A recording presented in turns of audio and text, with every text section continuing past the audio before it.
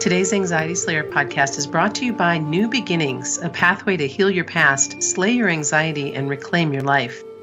If you want to wake up each day feeling good about yourself, energized, happy, peaceful, this supportive course is for you. Join us on this journey of deep self-care work. Lighten your load, calm your anxiety, and lift your spirits. Save $30 until May 31st and learn more at anxietyslayer.com. Welcome back to the Anxiety Slayer podcast. I'm Shan Vanderleek, here with my wonderful friend and co-host Ananga Sivir. We come together weekly from Kent and Leelanau to share Anxiety Slayer sessions with you and answer listener questions from our inbox and Facebook page. Together we share a powerful collection of techniques to reduce anxiety. Hello, Ananga. Hey, Shan.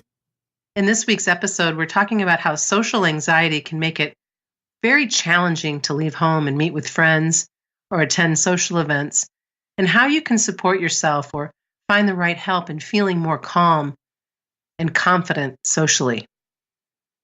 And if you don't know what social anxiety is, it's an intense fear of being judged by others when you're out and about, when you're at work or school, day-to-day activities. And many of our listeners have reached out to us and said that they even dread going out with their friends and often cancel because they get so worked up before having to go out in public.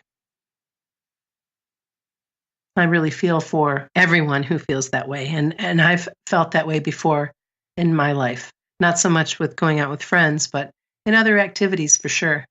Yeah, me too. I can remember these feelings very well. Different concerns, feeling embarrassed and feeling that it will be seen, that you will show your anxiety or embarrassment by blushing, sweating, or shaking. I used to do all of those and could trigger it just by thinking about it ahead of time. Really difficult. Worrying about accidentally offending somebody or finding yourself the center of attention and that not being a comfortable situation. And some of the common situations that people tend to have trouble with are speaking in public, making eye contact, using public restrooms, going to parties, eating in front of other people, going to school or work, and then even starting conversations with even the most minimal transactions can sometimes feel like too much. Yeah. And the experience can be different for everyone. But some examples, if you have social anxiety, can be physical symptoms like feeling that you're not in your body, feeling disassociated, like you're not present in your body, or experiencing a racing heart, or feeling lightheaded, dizzy, or feeling nauseous. You might start feeling symptoms right before an event, or you might start fretting in advance and have anticipatory anxiety weeks before the event. And afterwards, we might spend time and mental energy replaying the event and worrying about how we did, how did it go, how did we act. That one for me is the one that resonates. I can remember on, I don't even know how many occasions, I don't even think I can quantify it, going over that loop and working through every single thing, every step, every move, every word, as if somehow that would make a difference. All that was doing is perpetuating more suffering.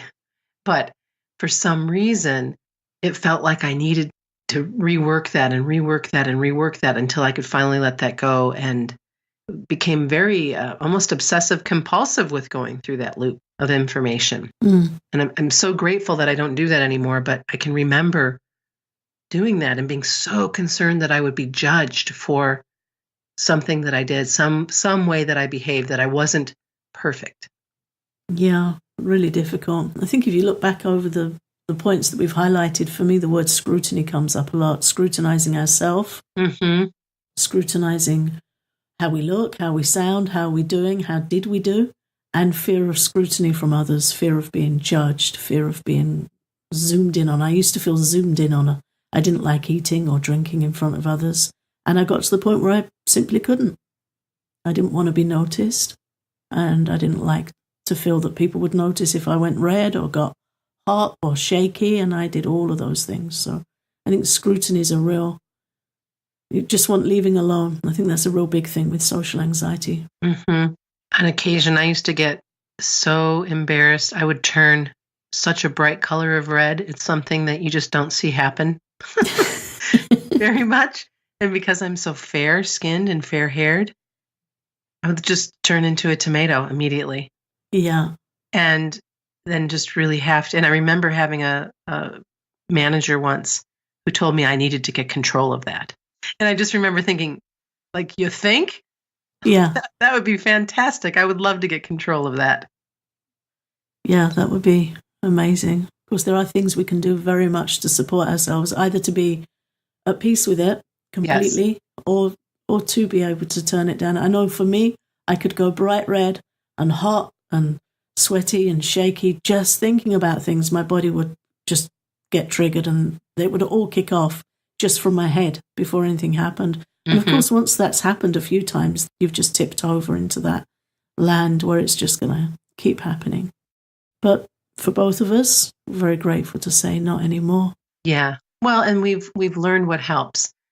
And we know that social anxiety can be very, very difficult, and that, as you said, things can escalate quickly if we don't get support. So let's talk about some of the things that help if you have issues with social anxiety. I think the first one is to know that you're not alone. We've both shared that we've struggled with this form of anxiety in the past, and I think the more people you talk to, the more you realize that many, many people do. So although it's seldom mentioned, because we can feel embarrassed about it, seldom talked about, many people around you at gatherings and events are also struggling with varying degrees of social anxiety. We never know what it took somebody else to get there and show up, and how worked up they've been about it and for how long before the event. But when you start considering that you're not alone, it's not just you, that can really help. And it's okay to try talking to a trusted friend or a close group of friends about what you're experiencing, because you might be surprised and relieved to find that someone in your close circle of friends feels the same way. Yeah, it's often the case. And the next thing, which is something we talk about with all areas of anxiety, is to explore your anxiety and see what the triggers are for you. Many people can relate to social anxiety, but as you will discover, if you start talking to others, they'll say, well, for me, it's this. And somebody else will say, oh, that doesn't bother me so much, but for me, it's this. So see what your triggers are. Here's an exercise to try that can help. Think about a social event you'd like to go to if you felt completely at ease, calm, and confident. And then note down what stands between you and feeling fine and feeling confident.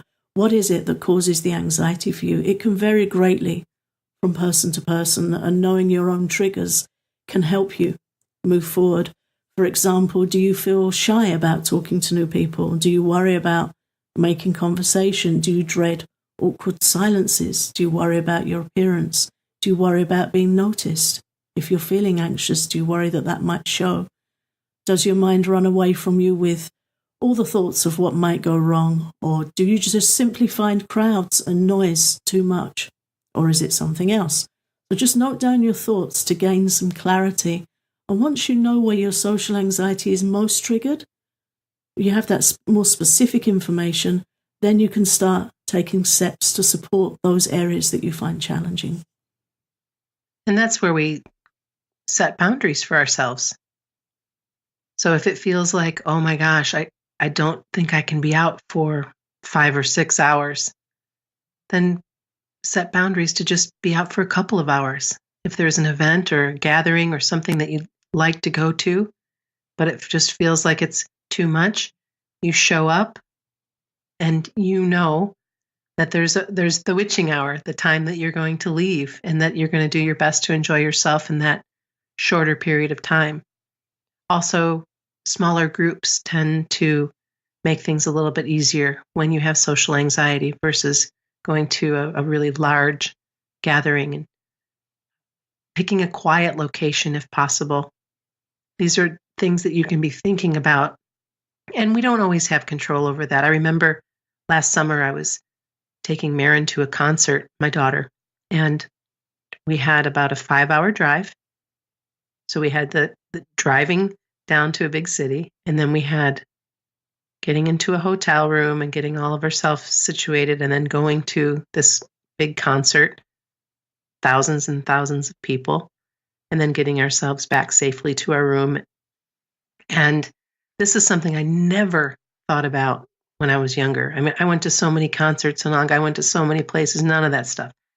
But as I grew older and as I became responsible for my daughter, all of it looked different to me. Mm-hmm. And so I had to really do some research beforehand to get myself grounded, have an idea of the entries and exits and the location of the hotel to the venue, the learning more about the area, all of that stuff. I did my little private detective work, and it helped so much for me to know. And when we got there, everything was just about as smooth as it possibly could be. Ease and grace. It was still a long time in the car, still a different pace of life in a bigger city when I live out in the country. But we enjoyed ourselves. We had a great time. And I also remember feeling very relieved when it was over. But we did it, and we did enjoy ourselves.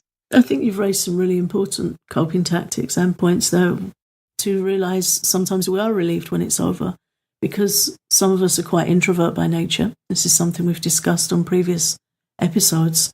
And it's okay to say, that was cool, but it took a bit of nervous energy. And sometimes we do need to come down from that and get grounded again. There's lots of things we have to face that do take nervous energy, and that's natural and fine. That's not an issue. The issue is when we do lots of nervous energy events one after the other and we don't get a chance to rebalance and ground ourselves in between. Right. Then we can get spun out of control and kind of blown off course, and our self-care can go down. But I think also the detective tip is very valuable. When we suffer with something like social anxiety, we can get very overwhelmed where everything feels wrong. We went through that list of things to look at, and anxiety will tell you, well, all of it. I'm worried about how I sound, how I look, being noticed, all of it. But what we really need to do is pick through it and find the real key triggers, and taking care of the things we can take care of, like knowing how are you going to get somewhere. Is there somewhere you can step outside or sit outside if you need to just get some fresh air? You might want to know where the exits are. You might want to know about transport arrangements or bathrooms. And it takes a lot of stress down. It really does. I remember feeling so glad I had my rescue remedy with me, the spray form. That's the one that I keep in my car. And like, okay, you are my friend on this trip. Yeah. And it really helped so much. And Bach flower remedies are something that we talk about a lot because they really, really are beneficial. It can help out so much. And Nanga, I know you've been using them for years and years and years, and I'm newer to them, but have become so grateful that they're a part of my health journey. And I think we should talk a little bit more about the different remedies that are available that can be very supportive for social anxiety. Yeah, they're very supportive. And I've been using Bach flower remedies for about 30 years now. The go-to one is the easiest one to find and very helpful to keep with you is the rescue remedy. And it's a calming combination of different flower remedies that can help with anxiety or feelings of shock. And it's very calming, very gentle and easy to take. You can keep it with you at all times. Shan, as you said, you keep it in the car. I usually have a bottle with me wherever I am. You can spray it under your tongue, or there's a spray or a dropper version. So you can either put it directly in your mouth or into a bottle of water. It's very helpful to have that with you before a gathering or a social event that you're feeling a little bit anxious about. And there are some individual remedies that can be very helpful too. There's one called Mimulus, which helps when you can name your anxiety and you know exactly what's bothering you. It also helps if you're feeling shy. So that one would be a good one to take if you, for instance, had a speaking engagement. Yeah. And that would help prepare you for moving past feeling shy and just give you some support through that moment. Yeah, very much so. If you have an obligation at an event, say somebody has to make a small presentation or a speech at a wedding, and you once that bit's over, you'll feel some relief. So Mimulus is the go-to for that kind of feeling. Yes, definitely. If you know what's bothering you and you feel a bit shy, then Mimulus is very supportive. And again, you can just put some drops in a glass of water or a bottle of water and have that with you. Another remedy that's really lovely is aspen. Aspen helps when you feel a vague unease and you can't name it. You don't know exactly what it is that's bothering you. It's just a feeling that really stays with you. You might feel shaky and you can't put your finger on why. It can be quite a strong anxiety that's definitely there. And then people will ask you, what is it? And you say, I don't know. I just feel really anxious. It can be a sense of foreboding or just this real definite anxiety that you can't put your finger on and you can't get specific about it. Yet it stays with you constantly. It really lingers. Aspen's extremely supportive for that.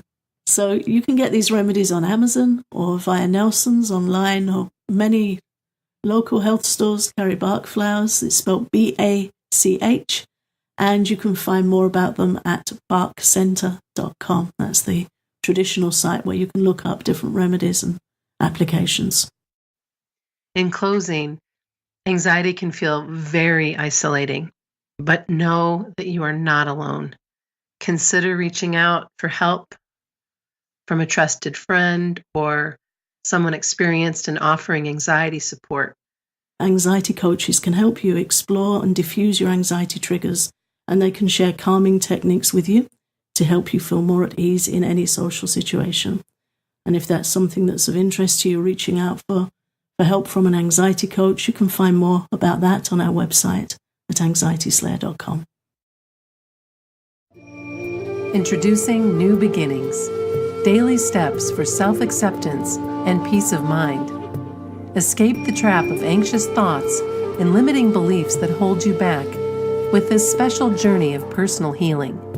This course includes supportive journaling prompts, guided EFT tapping sessions, and gentle yoga classes to calm your anxiety. Save $30 for a limited time at anxietyslayer.com.